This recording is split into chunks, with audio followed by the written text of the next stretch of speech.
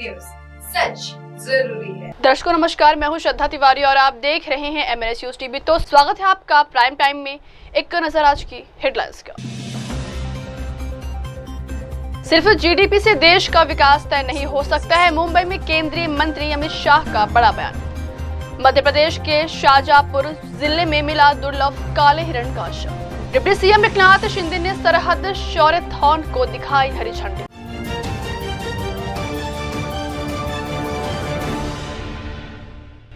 आप देख रहे हैं MNS न्यूज।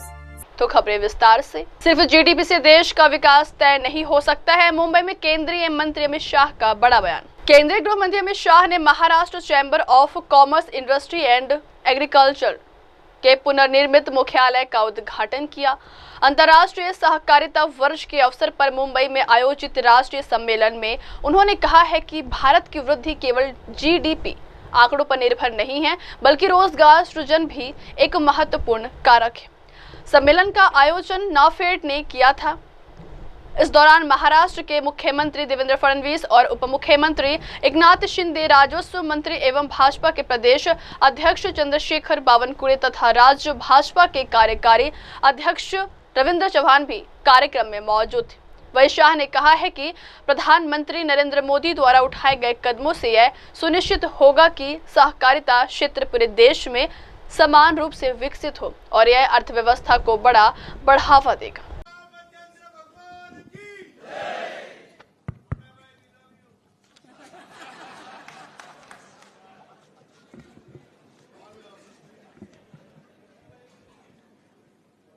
आज के इस बहुत महत्वपूर्ण कार्यक्रम में मेरे साथ मंच पर उपस्थित मेरे मित्र और महाराष्ट्र के सम्माननीय मुख्यमंत्री श्रीमान देवेंद्र फडणवीस जी,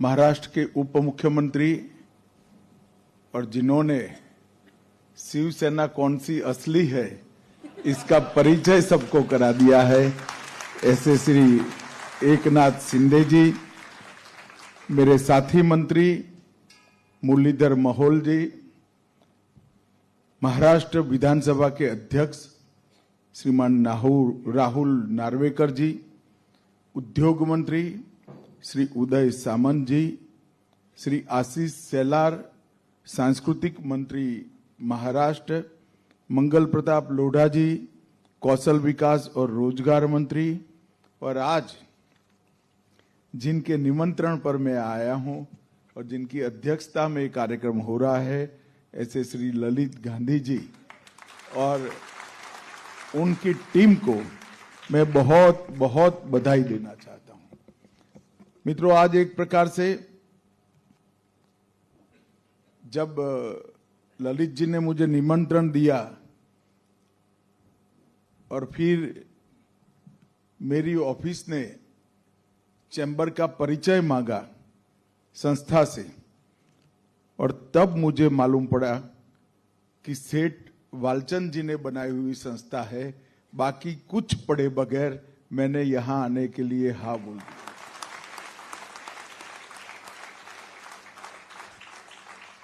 क्योंकि वालचंद जी ने अपने जीवन में जिस चीज की शुरुआत की, वो सभी चीजें एक प्रकार से अपने अपने क्षेत्र में पायोनियर रही। न केवल पायोनियर रही, सालों तक इंडस्ट्री, समाज, महाराष्ट्र और देश की सेवा करती रही। एक ऐसे उद्योगपति थे जिन्होंने स्वयं की कंपनी के विकास के साथ साथ शायद उससे भी ज्यादा ध्यान देश को किस चीज की जरूरत है उस पर दिया। प्रथम स्वदेशी कार बनाने का सम्मान उनको गया। स्वदेशी हवाई जहाज निर्माण करने की कंपनी जो बाद में हिंदुस्तान एरोनॉटिक्स लिमिटेड बनी, पहले हिंदुस्तान एयरक्राफ्ट लिमिटेड, वो भी सेठ वालचंद ने बनाई। सबसे पहली शिपिंग कंपनी जल यात्रा का प्रारंभ सिंधिया स्टीम नेविगेशन, वो भी उन्होंने बनाई। और पहला स्वदेशी जहाज बनाने का कारखाना हिंदुस्तान शिपयार्ड भी उन्होंने किया। और आज आप सभी लोग Maharashtra chamber of commerce, industry and agriculture का शताब्दी वर्ष मना रहे हैं। ये चैम्बर को उस जमाने में अंग्रेजों के साथ जरूरत पड़े तो संघर्ष करने के लिए या व्यवस्था के लिए इसकी स्थापना का काम भी सेठ वालचंद जी ने किया। और जब एक दूरंदेशी व्यक्ति किसी भी चीज का नींव डालता है और जब नींव डालते वक्त वो व्यक्ति के मन में खुद का स्वार्थ अकेले नहीं होता है, समाज और देश की भी चिंता होती है, तो इसको ईश्वर का आशीर्वाद जरूर मिलता है। कोई भी संस्था 100 साल तक निरंतर चलती रहे और अपनी शताब्दी बनाए, उस संस्था के लिए और समाज के लिए, दोनों के लिए अपने आप में गौरव की बात है। क्योंकि देश भर के चैम्बर्स जो चलते हैं, इसमें संस्था कोई लंबे समय तक किसी एक व्यक्ति के हाथ में नहीं रहती, रहनी भी नहीं चाहिए।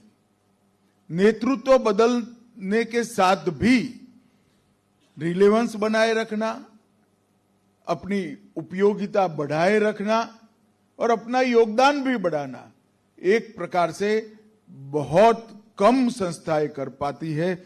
इसलिए मैं Maharashtra chamber of commerce, industry and agriculture को बहुत बहुत साधुवाद और शुभकामनाएं देता हूं। मैं ये भी कहना चाहता हूं कि 100 साल जब होता है, वैसे तो 50 साल होता है, तब परंपराएं, नियम, पद्धति सभी कालबाह्य हो जाता है, इरिलेवेंट हो जाता है, क्योंकि समाज सतत परिवर्तनशील है। और आपकी संस्था को तो 100 साल हुआ है। ये 100 साल गौरव का क्षण है, इसके साथ साथ आत्मचिंतन का भी क्षण है। आत्मचिंतन का इसलिए है कि 100 साल में देश के इंडस्ट्री, कॉमर्स और एग्रीकल्चर तीनों क्षेत्रों में आमूलचूल परिवर्तन आया है। देश की सरकारों के गवर्नेंस में भी आमूलचूल परिवर्तन आया है, चाहे राज्य सरकार हो, चाहे भारत सरकार हो। और देश के नीति निर्माण की प्रक्रिया में भी आमूलचूल परिवर्तन आया। एक जमाने में चैम्बर को अपने देश के अंदर और ज्यादा से ज्यादा 1-2 देशों के साथ व्यापार को ध्यान में रखकर चर्चा करनी पड़ती थी। आज पूरी इकोनॉमी, पूरा अर्थतंत्र और विशेष कर इंडस्ट्री वो ग्लोबल हो चुकी है। युद्ध शायद ईरान और इजराइल के बीच में हो, इसकी असर भारत की इकोनॉमी पर भी पड़ती है।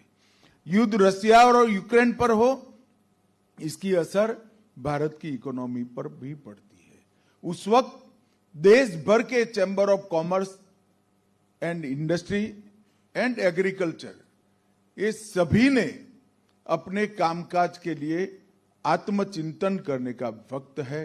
प्रोफेशनल संस्थाओं को हायर कर जिस तरह से देश की इकोनॉमी, देश की नीति निर्धारण की प्रक्रियाएं, देश की विधानसभा और संसद और दुनिया का अर्थतंत्र बदला है, उसी तरह से हमारे चैम्बर के फंक्शनिंग को, उसकी कार्यपद्धति को और अपनी रिलेवेंस बनाए रखने के लिए, उपयोगिता बढ़ाने के लिए हमारी जो रिक्वायरमेंट है उसको 100 साल के बाद एक बार रिव्यू करना चाहिए। मेरा निवेदन है ललित जी से कि अब आप अध्यक्ष बन ही गए हो तो आपके जिम्मे ही ये जिम्मेदारी है। और मित्रों, आज एक शुभ दिन और भी है कि आप लोग आपके नए कार्यालय में, मुख्यालय में, इसका भी उद्घाटन यहीं पर हुआ है। मैं चैम्बर के सभी जुड़े हुए संस्थाओं को, मेंबर्स को और चैम्बर को स्वयं बहुत बहुत शुभकामनाएं देता हूं कि आप आगे आने वाले 100 साल में आपका योगदान इतना ही बढ़ाते रखिए और आगे बढ़िए।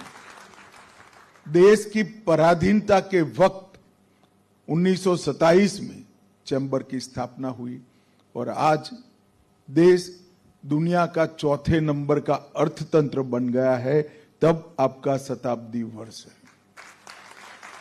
ये चैम्बर ने इतना बड़ा परिवर्तन का काल देखा है कि हम हमारे फैसले खुद नहीं करते थे, किसी और देश की संसद के बनाए हुए कानूनों पर हम निर्भर थे। उस जमाने से लेकर आज दुनिया का चौथा अर्थतंत्र बने हैं और छठे से पांचवें आने की प्रक्रिया में जिन्होंने हम पर राज किया वो इंग्लैंड 200 साल जिन्होंने राज किया, इसको पीछे छोड़कर आज हमारा भारत आगे निकला और ये पूरी प्रक्रिया के एक प्रकार से आप साक्षी हो। फिक्की के स्थापक सदस्य के रूप में भी आपको हमेशा याद किया जाता है। ढेर सारी चीजें मैंने ध्यान से पढ़ा, महाराष्ट्र के विकास में हर चीज है, इसमें चैम्बर ने कभी न कभी किसी को पत्र लिखा है। आज मुझे भी एक पकड़ा दिया है, मगर फाइल की शुरुआत तो ऐसे ही होती है भाई, निर्णय चाहे कोई भी करो। मगर चैम्बर ने कोंकण रेलवे मांगने का जब साहस किया तब ये असंभव सा काम था। आज कोंकण रेलवे पूरी होकर महाराष्ट्र के विकास में जुटी। यही भूमिका है कि भविष्य की जरूरियातों को ध्यान में रखकर विजन का उपयोग कर शासन के पास नीतियों की मांग करना, कानून की मांग करना और इंफ्रास्ट्रक्चर विकास की मांग करना। और चैम्बर ऑफ कॉमर्स का ये भी काम है कि ट्रेड, इंडस्ट्री और एग्रीकल्चर, ये तीनों की जो तकलीफें हैं इससे शासन को भली भांति परिचित कराते रहना। और मुझे लगता है कि 100 साल ये काम बहुत अच्छे से हुआ है। मित्रों, अभी अभी मोदी जी की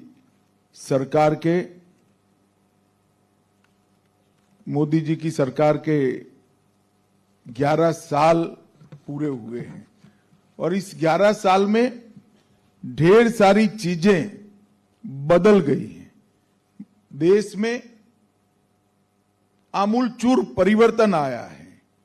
हम जब मोदी जी की सरकार बनी तब दुनिया के अर्थतंत्रों की तालिका में 11वें नंबर पर थे।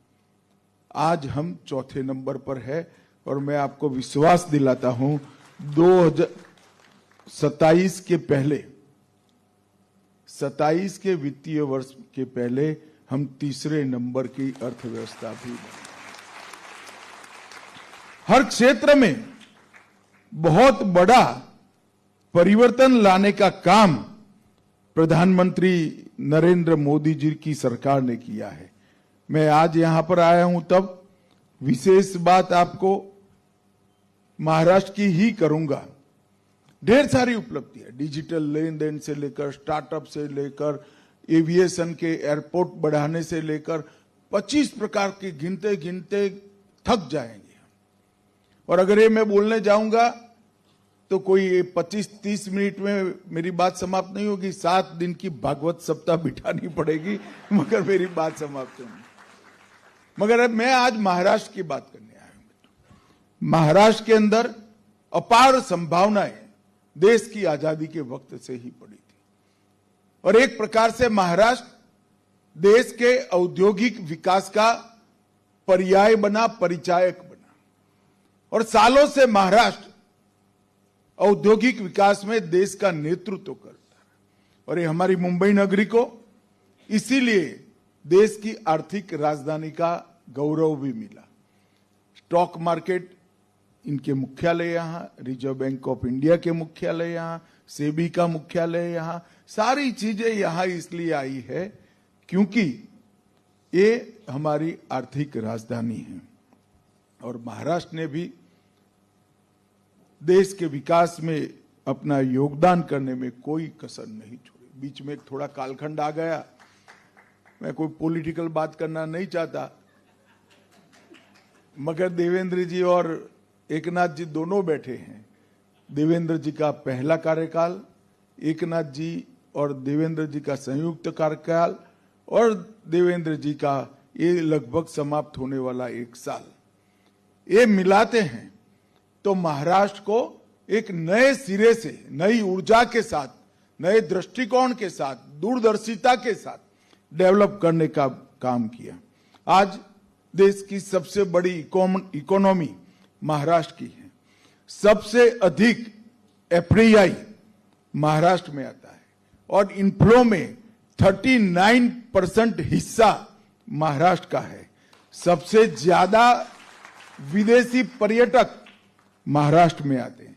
सबसे ज्यादा स्टार्टअप महाराष्ट्र में है और देश के स्टार्टअप में महाराष्ट्र के स्टार्टअप का हिस्सा 25%, मतलब हर चौथा स्टार्टअप महाराष्ट्र का है।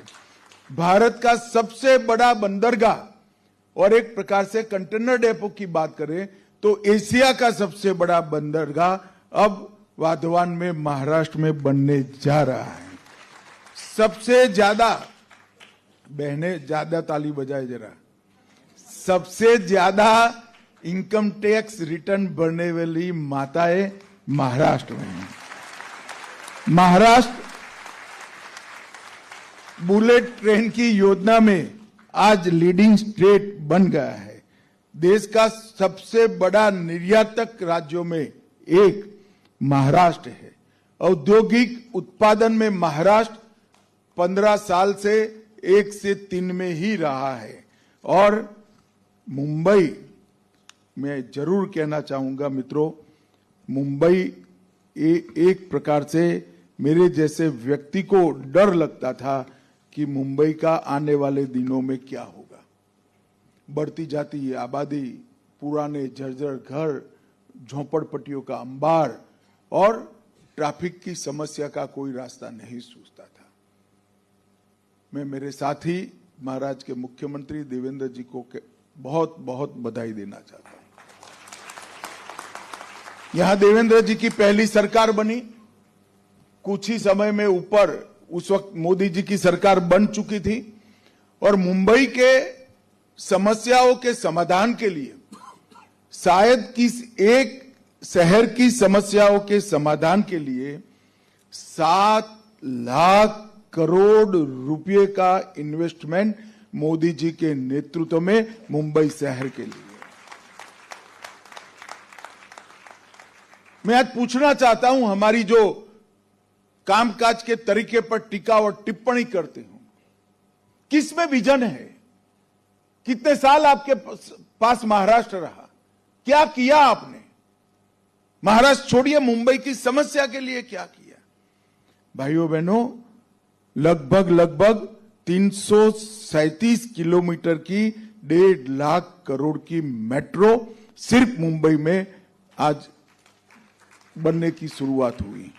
अटल Setu 17,000 crore, coastal road 13,000 crore, Bandra Versova sea link 11,000 crore, Versova Virar sea link 55,000 crore, Virar Alibag multi modal corridor 60,000 crore, Sewri Worli elevated corridor 1294 crore, Thane coastal road 2535 crore, Sanjay Gandhi national park tunnel 16,000 crore, ऊर्जा मार्ग 3,000 करोड़, नैनो परियोजना, मुंबई इंटरनेशनल एयरपोर्ट नया जो बन रहा है 19,646 crore, western dedicated freight corridor 3,780 crore, Mumbai Ahmedabad high speed rail 1,08,000 crore, Vadhavan port 80,000 crore और पुनः विकास की योजनाएं 23,000 करोड़।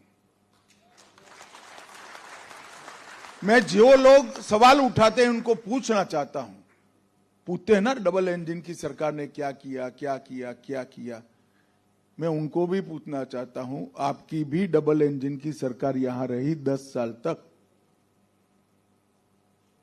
ऊपर सोनिया मनमोहन की सरकार थी, शरद पवार जी इसमें मंत्री थे, और यहां पर भी यूपीए की सरकार थी। अगर आप सब ये सब कर जाते थे तो देवेंद्र के करने के लिए कुछ ही न बचता। मगर आप मुंबई को भाग्य के भरोसे छोड़ दिए थे। बीच में एक थोड़ा व्यवधान आया 1-1.5 साल का, फिर एकनाथ जी मुख्यमंत्री बने तो भी डबल इंजन की सरकार रही, और फिर देवेंद्र जी फिर से मुख्यमंत्री बने, एकनाथ जी भी साथ में है, फिर से डबल इंजन की सरकार बनी। ये डबल इंजन सरकारों ने मोदी जी के नेतृत्व में, देवेंद्र जी और एकनाथ जी के नेतृत्व में 7 लाख करोड़ से ज्यादा अधिक इन्वेस्टमेंट कर एक प्रकार से मुंबई को बचाने का काम किया। हम जब अटल सेतु पर से जाते हैं, मालूम नहीं है 17,000 करोड़ रुपया इस पर इन्वेस्ट हुआ है। कोस्टल रोड पे जाएंगे 13,000 करोड़ लग गया है। बांद्रा वर्सोवा सीलिंग 11,000 करोड़ रुपया लगा है। और ये दूरदर्शिता के साथ सोचा गया है कि ये नहीं करेंगे तो क्या होगा। अब झोपड़पट्टी उन्मूलन की बात चल रही है, उसमें भी आरोप प्रत्यारोप, गाली गलौज। मैं उन सभी को पूछना चाहता हूं कि आपने आपके 10 साल में क्या किया। और मित्रों, इसी तरह से महाराष्ट्र के लिए मोदी जी की सरकार ने ढेर सारा काम किया। 11 वंदे भारत ट्रेनें शुरू हुई, 128 रेलवे स्टेशनों को नया बनाया गया। मुंबई महानगर क्षेत्र पूरा, पुणे और नागपुर, इसमें मेट्रो नेटवर्क का विकास किया। शिरडी और सिंधुदुर्ग में नए हवाई अड्डे बनाए। मुंबई कोस्टल रोड आगे में बचा ही चुका हूं, वाधवान बंदरगाह बता, बैन गंगा नल गंगा इंटरलिंक परियोजना भी शुरू की, और इसको 85,000 करोड़ से आने वाले दिनों में 10 साल में पूरा किया जाएगा। 2200 करोड़ रुपया खड़कवासला बांध से फुरसुंगी तक 34 किलोमीटर लंबी सुरंग बनाने का प्रस्ताव। पुणे कोल्हापुर हवाई अड्डों पर नए टर्मिनलों का भवन। 200 करोड़ से पालघर में बहुउद्देशीय बंदरगाह। 13,000 करोड़ के निवेश से टाटा पावर के साथ 2800 मेगावाट का बिजली का कारखाना। लॉजिस्टिक पार्क 673 करोड़ की लागत से। विदर्भ के सूखाग्रस्त क्षेत्र के लिए 11,000 करोड़ की परियोजनाएं। 11 औद्योगिक कॉरिडोर जो करे, इसमें से भारत सरकार ने 3 महाराष्ट्र को दिए। मोदी सरकार ने दीघी पोर्ट औद्योगिक क्षेत्र को भी मंजूरी दी। 60,000 करोड़ से समृद्धि महामार्ग बनाया, और 12 टेक्सटाइल पार्क में से 7 महाराष्ट्र को दिए। देश में कुल 12 टेक्सटाइल पार्क बने, उसमें से 7 महाराष्ट्र को दिए। वर्धा, हिंगोली, लातूर, ठाणे, पुणे, सांगली और कोल्हापुर। मित्रों, मैं जब राजनीति की शुरुआत की थी, तब महाराष्ट्र के अंदर किसानों की आत्महत्या को देश भर में इसकी चर्चा होती है क्या, क्यों महाराष्ट्र में इतने किसान। कई कमीशन बने, कई रिपोर्ट हुई, कई सरकारें आई और गई। पहली महायुति की सरकार आई, हमने जलयुक्त शिवार बनाए, और अब दूसरी बीच में एकनाथ जी की सरकार आई, और अब तीसरी सरकार आई। हमने विदर्भ और मराठावाड़ के लिए जो चंद्रगुप्त मौर्य के समय से सूखाग्रस्त क्षेत्र है, इसको कभी सूखा न पड़े, ऐसे क्षेत्रों में परिवर्तित करने के लिए हमने इन्वेस्टमेंट करने की योजना बनाई है मित्रों। तब जाकर किसानों की आत्महत्या समाप्त होती है। न एग्रीकल्चर पानी के बगैर चल सकता है, न इंडस्ट्री पानी के बगैर चल सकती है, और एग्रीकल्चर और इंडस्ट्री नहीं चलती तो ट्रेड का सवाल ही पैदा नहीं होता है। मगर हम जब काम करते हैं तब ये सारी चीजों पर हमारा ध्यान नहीं होता है। ये तभी होता है जब समस्या के मूल में जाकर कोई चिंता करने वाला व्यक्ति होता है। देश भर में इस प्रकार से मैं देश के सभी राज्यों के लिए इस प्रकार का भाषण कर सकता हूं, तभी तो जाकर पूरा देश का इकोनॉमी 11 नंबर से 4थे नंबर पर आया है। देश भर में सिमेट्रिक विकास हुआ है। 1,51,000 करोड़ रुपया 2014 के बजट में इंफ्रास्ट्रक्चर के खर्च के लिए था और आज वो बढ़कर 10,95,000 करोड़ हर साल किया। 8 लाख करोड़ का इंफ्रास्ट्रक्चर के खर्चे में वृद्धि, इसके सबसे बड़ा अगर फायदा है तो मेरे सामने बैठे हुए चैम्बर के और इंडस्ट्री के लोगों को है, क्योंकि देश में एयरपोर्ट की संख्या बढ़े, बंदरगाह बढ़े, रेलवे बढ़े, माल ढोने के लिए रेलवे की नई लाइनें बिछाई जाए, इसका मैक्सिमम फायदा अगर किसी को होता है तो चैम्बर को होता है, इंडस्ट्री को होता है, chamber of industry, commerce and agriculture को होते हैं। आपके तीनों कंपोनेंट इसके लाभान्वित होने वाले एक काम है। और एक साथ पूरे मोदी जी के प्रधानमंत्री बनने के पहले जितनी ग्रिड थी, इससे 100% से ज्यादा, मतलब 107% ग्रिड नई लगाने का काम ये 10 साल में हुआ है। बिजली की ग्रिड की मैं बात कर रहा हूं। कई प्रकार के काम नरेंद्र मोदी जी ने किए हैं और हमेशा ये उठाते रहते हैं कि हमारी ग्रांट कम कर दी। मैं इंफ्रास्ट्रक्चर का ये आंकड़ा बोला हूं, इसको छूइए ही मत। इसके अलावे डिवोल्यूशन की ग्रांट होती है, डिवोल्यूशन और ग्रांट इन एड जो भारत सरकार देती है। ये कहते हैं कि हमें अन्याय हुआ। मैं उनको कहने आया हूं कि जब आपकी 10 साल सरकार चली, 4 से 14, आपने महाराष्ट्र को 1,91,000 करोड़ रुपया दिया था। जरा जोर से बोलना भाई, कितना? और नरेंद्र मोदी जी ने 14 से 24 में 1,91,000 को बढ़ाकर 7,82,000 करोड़ रुपया देने का। इसके अलावे भरपूर मात्रा में इंफ्रास्ट्रक्चर की ग्रांट, इरिगेशन के लिए ग्रांट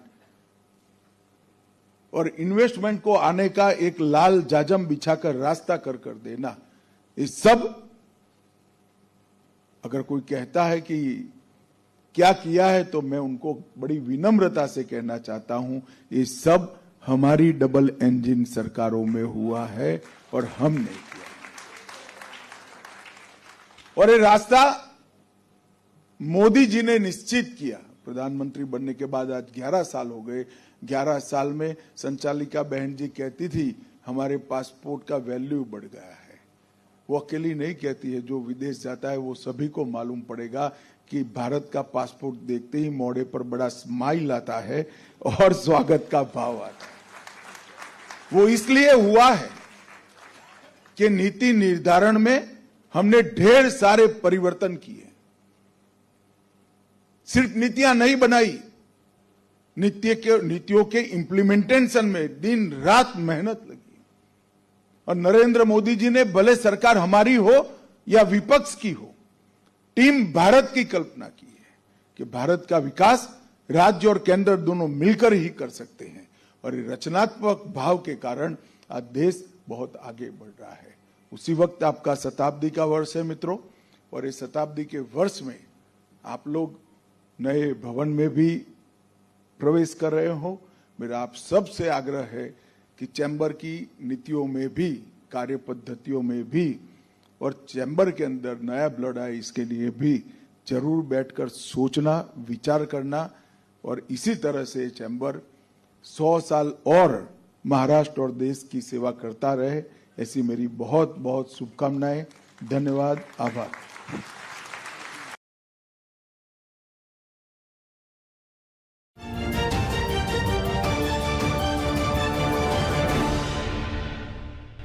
आप देख रहे हैं MNS न्यूज। बढ़ते हैं अगली खबर की ओर। एमपी के शाहजहांपुर जिले में मिला दुर्लभ काले हिरण का शव। शाहजहांपुर जिले से एक चौंकाने वाली घटना सामने आई है। यहाँ वन्य जीव संरक्षण अधिनियम की अनुसूची में सूचीबद्ध दुर्लभ प्रजाति का काला हिरण मृत अवस्था में पाया गया है। इस मामले की पुष्टि करते हुए डिप्टी रेंजर और वन विभाग के जांच अधिकारी ललित उपाध्याय ने बताया है कि काला हिरण मृत अवस्था में पड़ा है। स्थानीय ग्रामीणों ने हमें इसकी सूचना दी है। मृत हिरण को बरामद कर पोस्टमार्टम के लिए भेजा गया है। रिपोर्ट के आधार पर आगे की कार्रवाई की जाएगी। प्रारंभिक जांच में ऐसा प्रतीत होता है कि उसका गला रेत कर हत्या की गई। संभवतः इसे अवैध शिकार के लिए मारा गया। हिरण जो शेड्यूल फर्स्ट का है मृत पड़ा हुआ है। गांव वालों ने हमको सूचना दी है। डायल 100 ग्राम गिराना पहुंचा और वहां से मृत काले हिरण को बरामद कर अपने कब्जे में लेकर थाना सलसलई लेके आए और हमको सूचना दी। हम पुलिस थाना सलसलई आए और वहां से मृत काले हिरण को सुपुर्दगी में लेकर उसको पोस्टमार्टम हेतु शाहजहांपुर लेके गए। पोस्टमार्टम रिपोर्ट के आधार पर आगे की कार्रवाई वन्य प्राणी संरक्षण अधिनियम के तहत की जाएगी। शिकार करा हुआ प्रतीत होता है। हाँ, उसको देखने से तो यही प्रतीत हो रहा है कि उसका गला रेता हुआ है और पैर टूटा हुआ है, जिसमें टूटा हुआ था। तो लगता है कि शिकार की नियत से उसको मारा गया है।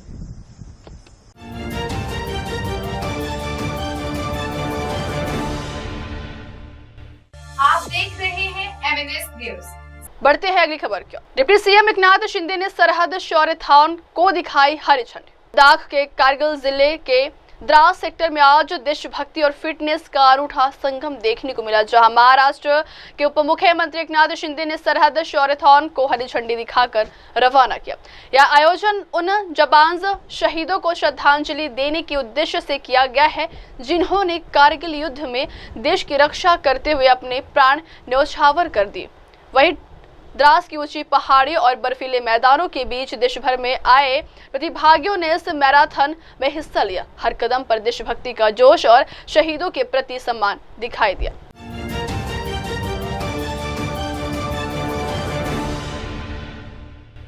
आप देख रहे हैं MNS न्यूज। बढ़ते हैं अगली खबर की ओर। ईरान पर अमेरिका का बड़ा हमला, 3 परमाणु ठिकाने तबाह। ईरान में अमेरिका द्वारा 3 गहरे भूमिगत परमाणु ठिकानों पर किए गए हमले के बाद अंतर्राष्ट्रीय तनाव नई ऊंचाइयों पर पहुंच गया है। इस कार्रवाई को लेकर भारत में भी सुरक्षा विशेषज्ञ प्रतिक्रिया दे रहे हैं। वाराणसी से रक्षा मामलों के विशेषज्ञ संजीव श्रीवास्तव ने इस हमले को एक रणनीतिक मोड़ बताया है और कहा है कि यह पश्चिम एशिया की स्थिरता पर गंभीर असर डाल सकता है। उन्होंने कहा है कि चाहे वह ट्रंप प्रशासन हो या कोई अन्य प्रशासन, सभी ने अपने विचार स्पष्ट किए हैं कि वे ईरान को परमाणु हथियार हासिल नहीं करने देंगे। इजराइल और अमेरिका द्वारा की गई यह कार्रवाई एक बड़ी वृद्धि है। इन कार्रवाइयों के कारण ईरान को विनाशकारी झटका झेलना पड़ सकता है और इस हमले में ईरान की गहरी भूमिगत परमाणु सुविधाओं को भारी नुकसान पहुंचा है। स्टेट्स ऑफ अमेरिका के द्वारा एक बहुत ही बड़ी मिलिट्री कार्रवाई की गई है और ये अमेरिका के स्ट्रेटेजिक बॉम्बर्स के द्वारा ईरान के 3 न्यूक्लियर साइट्स फोर्दो, नतांज और इस्फहान पर एक बड़ा हमला किया गया है और इस बात की प्रबल संभावना दिखाई दे रही थी कि यूनाइटेड स्टेट्स ऑफ अमेरिका ऐसी किसी सीधी मिलिट्री कार्रवाई में उतर सकता है, क्योंकि चाहे वो आज का यूनाइटेड स्टेट्स ऑफ अमेरिका का ट्रंप प्रशासन हो या पिछले अन्य अमेरिकी प्रशासन रहे हों, सभी ने इस बात की संकल्पबद्धता लगातार व्यक्त की थी कि वो ईरान को न्यूक्लियर वेपन्स एक्वायर नहीं करने देंगे। और इजराइल तो ईरान के न्यूक्लियर वेपन्स को अपने लिए एक एग्जिस्टेंशियल थ्रेट के तौर पर देखता है। तो ऐसे में जब ईरान अपने न्यूक्लियर वेपन्स के प्रोग्राम को तेज गति से आगे बढ़ा रहा था और IAEA की बोर्ड ऑफ गवर्नर्स की बैठक में भी इस बात को स्वीकार किया गया था कि ईरान अपने यूरेनियम इनरिचमेंट के प्रोग्राम को तेज गति से आगे बढ़ा रहा है, तो ऐसे में ये जो बड़ी मिलिट्री कार्रवाई अपेक्षित थी, इमिनेंट थी और ये जो एक्शन इजराइल ने लिया और उसके बाद अब अमेरिका जिस तरह से सीधे इस पूरे युद्ध में उतर गया है, वो जाहिर है कि एक मेजर एस्केलेशन है और ये एक बड़ी मिलिट्री कार्रवाई अमेरिका ने की है और मेरे असेसमेंट के मुताबिक ईरान इसे जरूर रिस्पॉन्ड करेगा। लेकिन जो ईरान को जाहिर है कि इस इजरायली और अमेरिकन एक्शन से एक बहुत ही बड़ा डिवास्टेटिंग ब्लो उसे झेलना पड़ा है, एक उसे विनाशकारी क्षति उठानी पड़ी है।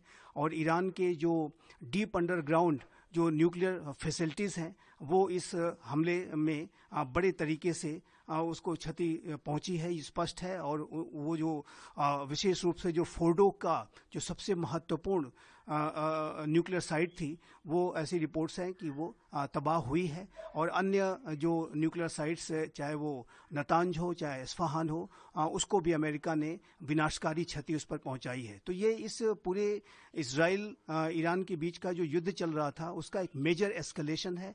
और अमेरिका की इस पूरे युद्ध में एंट्री ने इस पूरे युद्ध के स्वरूप को और भी बड़ा कर दिया है।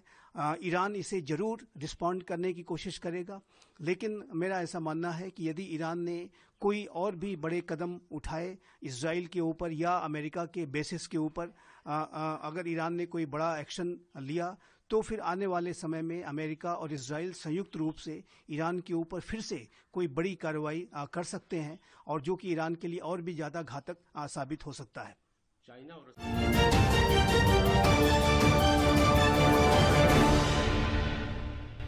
आप देख रहे हैं MNS न्यूज। बढ़ते हैं अगली खबर की ओर। दिल्ली के सीएम रेखा गुप्ता ने कमला नगर में श्री जगन्नाथ रथ यात्रा में लिया हिस्सा। राजधानी दिल्ली के कमला नगर में आज धर्म और आस्था का एक अनुपम दृश्य देखने को मिला है, जहां भव्य श्री जगन्नाथ रथ यात्रा का आयोजन किया गया। दिल्ली के सीएम रेखा गुप्ता ने स्वयं इस आयोजन में भाग लिया और श्रद्धालुओं के बीच पहुंचकर भगवान जगन्नाथ का आशीर्वाद लिया। रेखा गुप्ता ने कहा है कि आज कमला नगर में गीता भवन और पंचायती भवन ने बहुत ही सुंदर जगन्नाथ यात्रा का आयोजन किया है। इसमें हजारों श्रद्धालु हिस्सा ले रहे हैं। मैं दिल्ली के लोगों को भगवान जगन्नाथ की रथ यात्रा की बधाई देती हूँ। भगवान जगन्नाथ की कृपा दिल्ली और देश पर बनी रहे।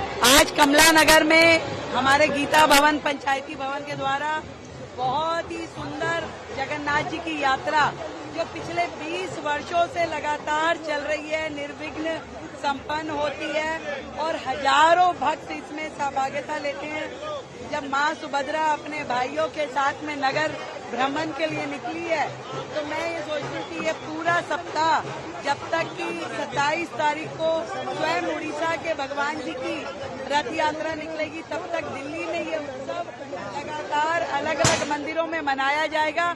मैं दिल्ली की जनता को भगवान प्रभु जगन्नाथ जी की रथ यात्रा की बहुत ढेर सारी बधाई देती हूँ, ढेरों शुभकामनाएं देती हूँ। भगवान जी की कृपा दिल्ली पे, देश पे, हम सब पे यूं ही बनी रहे।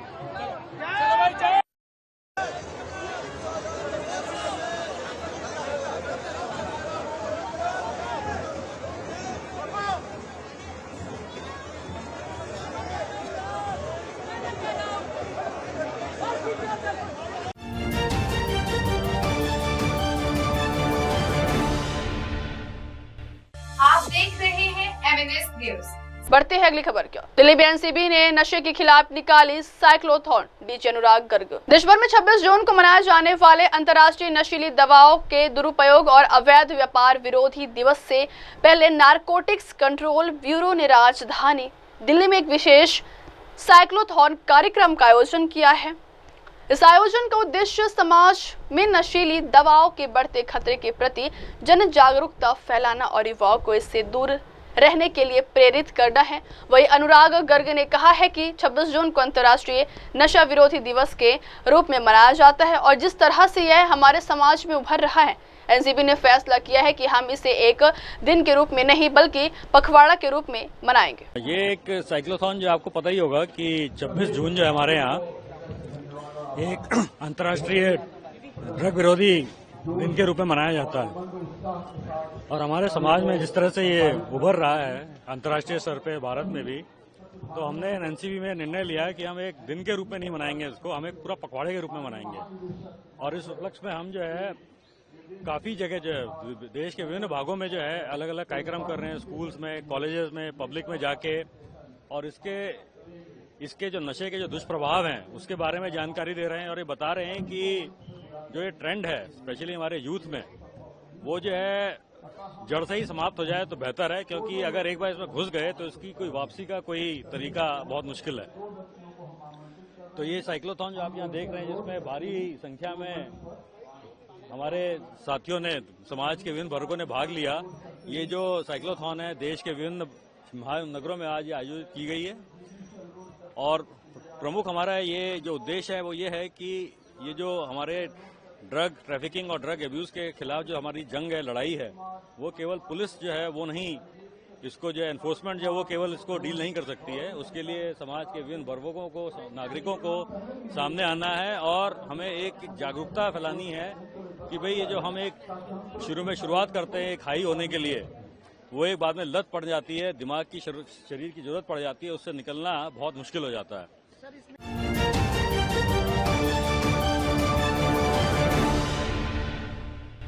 आप देख रहे हैं MNS न्यूज। बढ़ते हैं अगली खबर की ओर। कांग्रेस ने गुजरात में चुनाव से पहले कमर कसी। कांग्रेस ने गुजरात में विधानसभा चुनाव के मद्देनजर अपनी तैयारियां तेज कर दी है। गुजरात में चुनाव को देखते हुए कांग्रेस ने बड़ा कदम उठाते हुए 40 जिला और शहर अध्यक्षों की नियुक्ति की है। कांग्रेस अध्यक्ष मल्लिकार्जुन खड़गे और राहुल गांधी ने संगठन सृजन अभियान की शुरुआत की, जिसके तहत 40 जिला एवं शहर इकाइयों के अध्यक्ष बनाए गए। कांग्रेस ने संगठन सृजन अभियान की शुरुआत गुजरात से की है। इसके तहत कांग्रेस ने लगभग 50% नियुक्तियों में से ऐसे नेताओं को जगह दी है जिन्हें पहली बार जिला या शहर अध्यक्ष की जिम्मेदारी सौंपी गई।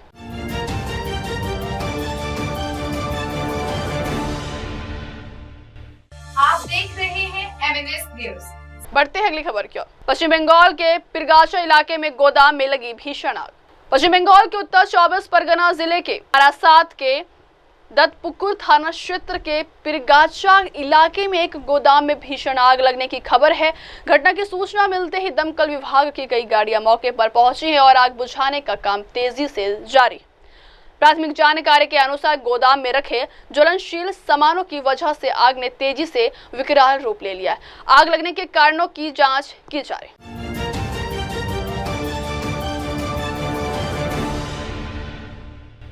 आप देख रहे हैं MNS न्यूज।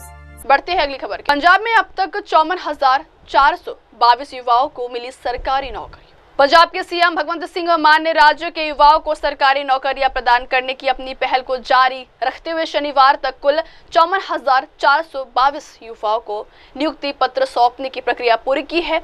सीएम ने कहा है कि वह आज यहां 281 नवचयनित युवाओं को नौकरी पत्र वितरित करने के लिए खड़े हैं, जो निष्पक्ष और पारदर्शी तरीके से नौकरियां प्रदान करने के लिए राज्य सरकार की प्रतिबद्धता का प्रमाण है। सीएम ने कहा है कि पिछली सरकारों की भ्रष्ट और प्रतिगामी नीतियों ने राज्य के युवाओं का भविष्य खतरे में डाल दिया था। वही सीएम मान ने कहा है कि उम्मीदवारों ने ये नौकरियां कड़ी मेहनत से हासिल की है। यह उम्मीदवारों के लिए नौकरी का आखिरी मौका नहीं है, क्योंकि सरकार और भी कई सरकारी नौकरियां की पेशकश करने की तैयारी कर रही है।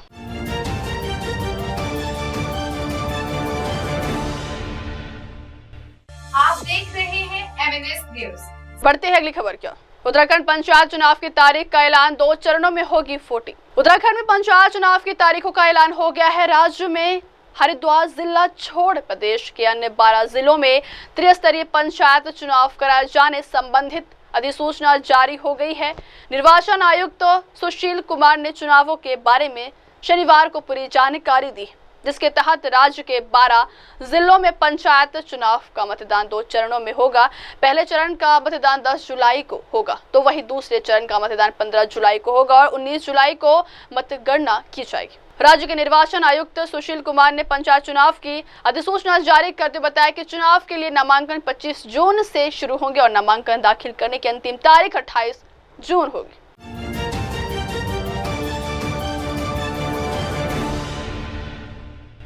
आप देख रहे हैं MNS न्यूज।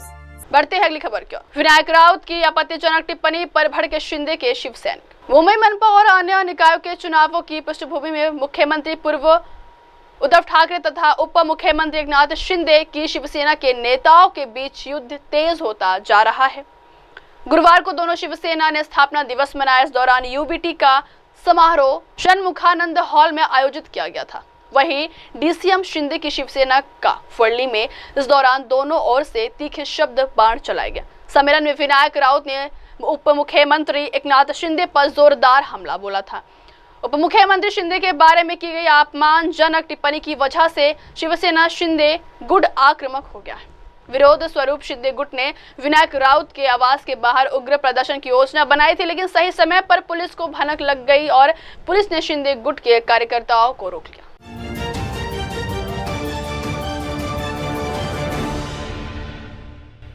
आप देख रहे हैं MNS न्यूज। बढ़ते हैं अगली खबर की ओर। जब सीएम देवेंद्र फडणवीस ने आशा भोसले के साथ गाया गाना। सीएम देवेंद्र फडणवीस ने मुंबई में महाराष्ट्र रेडियो महोत्सव और महाराष्ट्र आशा रेडियो गौरव पुरस्कार समारोह में अभी ना जाओ छोड़कर की दिल अभी भरा नहीं गाना गुनगुनाया। इस दौरान मशहूर गायिका आशा भोसले भी मौजूद रही। इससे पहले फडणवीस ने कहा है कि ऑडियो विजुअल माध्यम से अभिव्यक्ति करना आसान है क्योंकि यह दृश्यमान है।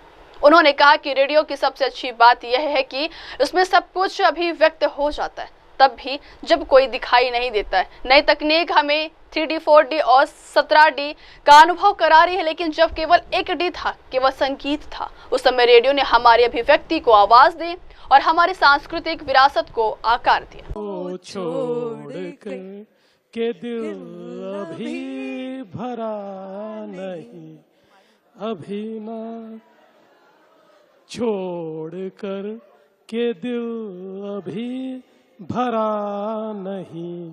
Thank you so much. आज हर तरह से हमारा दिन बनते हुए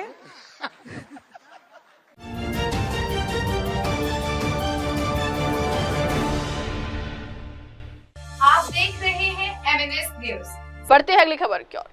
ईरान इजराइल जंग में अमेरिका की एंट्री 3 न्यूक्लियर साइट्स पर एयर स्ट्राइक। ईरान और इजराइल के बीच जंग में अब अमेरिका शामिल हो गया है। अमेरिका ने ईरान के 3 न्यूक्लियर साइट्स फोर्डो, नातांज और इस्फहान पर हवाई हमला किया है। इस बात की जानकारी अमेरिकी राष्ट्रपति डोनाल्ड ट्रंप ने सोशल मीडिया पर दी है। ट्रंप ने सोशल मीडिया पर पोस्ट करते हुए लिखा है कि हमने ईरान में 3 न्यूक्लियर साइट्स पर अपना बहुत ही सफल हमला पूरा कर लिया है, जिसमें फोर्डो, नातांज और इस्फहान शामिल है। सभी विमान अब ईरान के हवाई क्षेत्र से बाहर है। प्राथमिक स्थल फोर्डो पर बमों का पूरा पेलोड गिराया गया।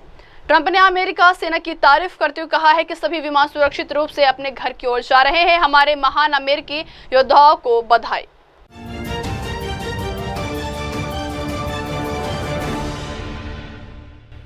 आप देख रहे हैं MNS न्यूज। बढ़ते हैं अगली खबर की ओर। ब्राजील में दर्दनाक हादसे ने ली 8 लोगों की जान। सामने आया दिल दहला देने वाला वीडियो। ब्राजील के सांता कैटरीना राज्य में शनिवार को 22 यात्रियों को ले जा रहे एक हॉट एयर बैलून में अचानक आग लग गई। इस हादसे में 8 यात्रियों की मौत हो गई, जबकि 13 अन्य घायल हो गए हैं। सूचना पर पहुंची पुलिस और दमकल विभाग की टीमों ने शवों को मोर्चरी में रखवाया और घायलों का इलाज के लिए अस्पताल में भर्ती कराया।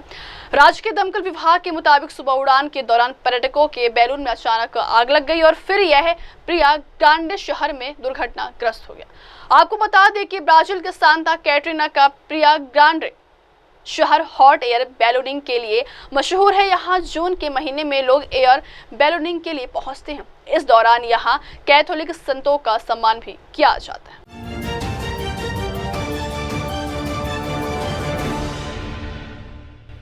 आप देख रहे हैं MNS न्यूज। बढ़ते हैं अगली खबर की ओर। हिंदी विवाद में पंजाब का तड़का। मुंबई के स्कूलों में बांटी पंजाबी किताबें। प्राथमिक स्कूलों में हिंदी को तीसरी भाषा के रूप में पढ़ाने के राज्य सरकार के निर्णय के कारण महाराष्ट्र की राजनीति में घमासान मचा है।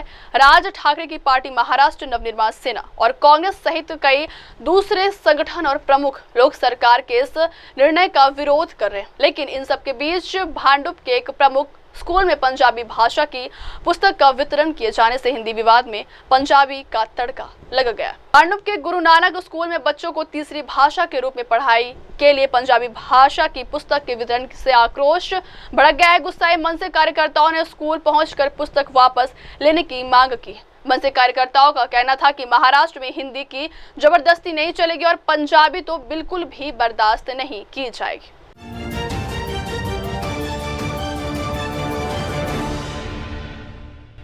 आप देख रहे हैं MNS न्यूज।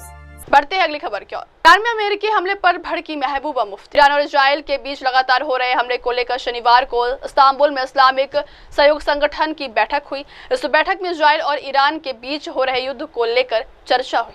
ओआईसी की इस बैठक को लेकर जम्मू कश्मीर के पूर्व मुख्यमंत्री महबूबा मुफ्ती ने कहा है कि ओआईसी की बैठक में ईरान और इजराइल तनाव से संबंधित कोई खास कदम नहीं उठाए गए। उन्होंने कहा है कि ट्रंप को नोबेल शांति पुरस्कार देने की सिफारिश करने वाला देश पाकिस्तान भी पछता रहा होगा। ईरान पर हमले के बाद ओआईसी ने एक बार फिर अपनी प्रतिक्रिया को केवल दिखावटी सेवा तक सीमित कर दिया। उन्होंने कहा कि जिस देश ने डोनाल्ड ट्रंप को नोबेल शांति पुरस्कार के लिए सिफारिश करने में जल्दबाजी की थी, अब ईरान पर हमला करने के बाद खुद को शर्मसार महसूस कर रहा होगा।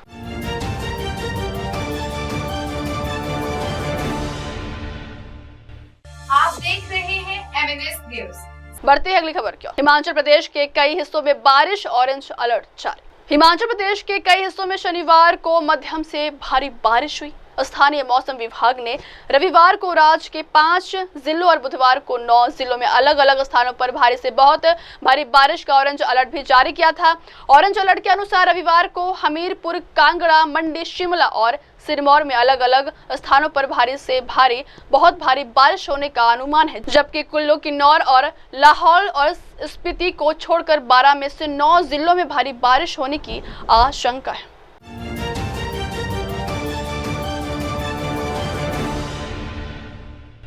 आप देख रहे हैं एमएनएस न्यूज। बढ़ते हैं अगली खबर की ओर। कोटा बैराज पर बाढ़ नियंत्रण को लेकर 24 घंटे का कंट्रोल रूम। जल संसाधन विभाग के अंतर्गत कोटा बैराज पर बाढ़ नियंत्रण के लिए एक 24 घंटे कार्यरत कंट्रोल रूम स्थापित किया गया है। जूनियर इंजीनियर गरिमा ने जानकारी देते हुए बताया है कि यह फ्लड सेल 15 जून 2025 से सक्रिय है। उन्होंने बताया है कि हमारे जल संसाधन विभाग के फ्लड सेल द्वारा 24 घंटे का कंट्रोल रूम शुरू हो गया है। इसे 3 शिफ्ट में संचालित किया जा रहा है। सरकारी और निजी दोनों स्टाफ को गेट खोलने, बंद करने और जल स्तर बनाए रखने जैसे कार्यों के लिए तैनात किया गया। जल संसाधन विभाग की तरफ से और हमारे फ्लड सेल मतलब विभाग की तरफ से यहाँ पर 24 आवर्स कंट्रोल रूम है। कंट्रोल रूम स्थापित किया गया था, फ्लड सेल स्थापित किया गया है, जो कि 15 जून 2025 से कार्यरत है। इसमें कंट्रोल रूम में हमारी 3 शिफ्ट चलाई गई हैं। तीनों शिफ्ट के अंदर जो भी सरकारी प्लस हमारे जो भी हैं प्राइवेट कर्मचारियों को लगाया गया है, गेट खोलने के लिए, गेट बंद करने के लिए या गेट का लेवल मेंटेन करने के लिए। दूसरा काम हमारा यहाँ पर है कि हमें जो भी गेज प्लेट है, हमें कुछ पर्टिकुलर इंस्ट्रक्शंस मिले गए हैं कि हमें इस हिसाब से अपना लेवल मेंटेन करना है। लेवल उसको मेंटेन करते हुए हमें बैराज के गेट को मेंटेन करना है। उस हिसाब से गेट को कम या ज़्यादा किया जा रहा है। और अभी प्रेजेंट में 2 गेट खुले हुए हैं। दोनों गेट हमारे 3-3 फीट खुले हुए हैं। टोटल हमारा डिस्चार्ज हो रहा है 7,466। जी, आगे जिस हिसाब से जैसे भी वर्षा होती है, जितना भी हमारी आवक आती है पानी की इसके अंदर, या जो भी हमें उच्च अधिकारियों से इंस्ट्रक्शंस मिलते हैं, हम उस हिसाब से लेवल को मेंटेन करते हुए गेट खोलते जाते हैं, गेट को कम ज़्यादा करते जाते हैं।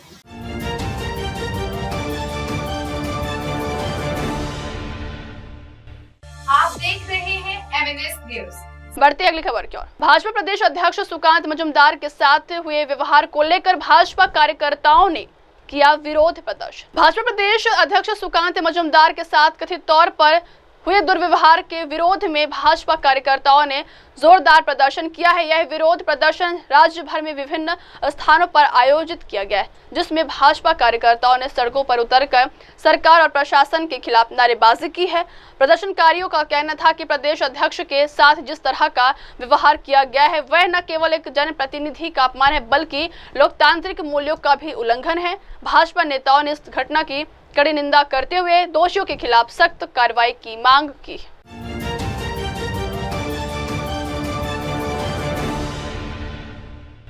आप देख रहे हैं एमएनएस न्यूज। बढ़ते हैं अगली खबर की ओर। दीपा दास मुंशी का बड़ा दावा, 1 साल में 22,000 महिलाएं और बच्चे लापता। भुवनेश्वर से में कांग्रेस की वरिष्ठ नेता दीपा दास मुंशी ने केंद्र सरकार पर बड़ा हमला बोला। उन्होंने कहा है कि भाजपा के सत्ता में आने के बाद से महिलाओं और बच्चों के खिलाफ अपराधों में तेजी से बढ़ोतरी हुई।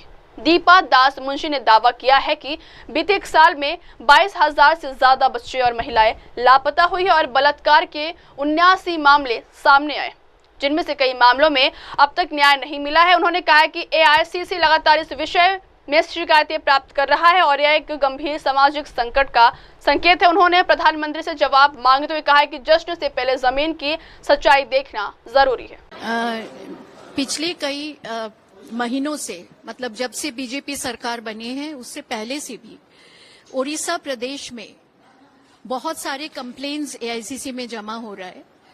अब कल जब जश्न मना रहे थे मोदी जी आके उड़ीसा प्रदेश में, उनका सरकार, बीजेपी सरकार का 1 साल पूरा हुआ है 12 तारीख को, उसी समय हम लोगों के पास एक खबर आई है। परसों हमारी महिला प्रेसिडेंट यहां से दिल्ली पहुंची थी और सारे कागजात हम लोगों के सामने रखा कि पिछले 1 साल में 22,000 के करीब लोग, महिला और बच्चे मिसिंग है, उनका ऑर्गन्स गायब है। पिछले 1 साल में 79 रेप हुआ है, गैंग रेप है उसके अंदर, और महिलाओं को मारा जा रहा है, एट्रोसिटीज बढ़ रहा है। कोई केस का कोई कुछ अंतिम जो डिसीजन है, जो जस्टिस मिलना चाहिए विक्टिम को, वो नहीं मिल पा रहा है। ये सरकार 1 साल में एक महिला कमीशन भी बना नहीं पाए, तो महिला कहां जाएंगे, महिला क्या करेंगे? तो जो आधी आबादी की बात करते हैं, मोदी जी भी करते हैं, ये सरकार भी कहा है, बहुत उम्मीदों के साथ यहाँ के महिलाएं नए सरकार बनाए हैं, परिवर्तन किए हैं, लेकिन आज 1 साल में ये सरकार कहां तक महिलाओं की सुरक्षा, महिलाओं के रिस्पेक्ट, जबकि राजा जैसा यहाँ के प्रोग्राम होता है जो महिलाओं के सम्मान देने के लिए, उसी राजा प्रोग्राम के फेस्टिवल के समय ही ये कांड हुआ है। तो एक नहीं, हर दिन अखबार खोलिए, हर दिन कहीं ना कहीं रेप हो रहा है, कहीं ना कहीं महिलाओं के ऊपर एट्रोसिटीज बढ़ रहा है। तो इसी के लिए फैक्ट फाइंडिंग कमेटी हम लोग आए हैं। अब वक्त हो चला दर्शकों ब्रेक का। ब्रेक के बाद ही खबरें मेरे सहयोगी मिनल के साथ। तब तक के लिए देखते रहिए देश और दुनिया की तमाम बड़ी खबरें। धन्यवाद। हाय, हेलो, नमस्कार, मैं हूं पंकज विष्णु और आप देख रहे हैं MNS न्यूज। आप देख रहे हैं MNS न्यूज, सच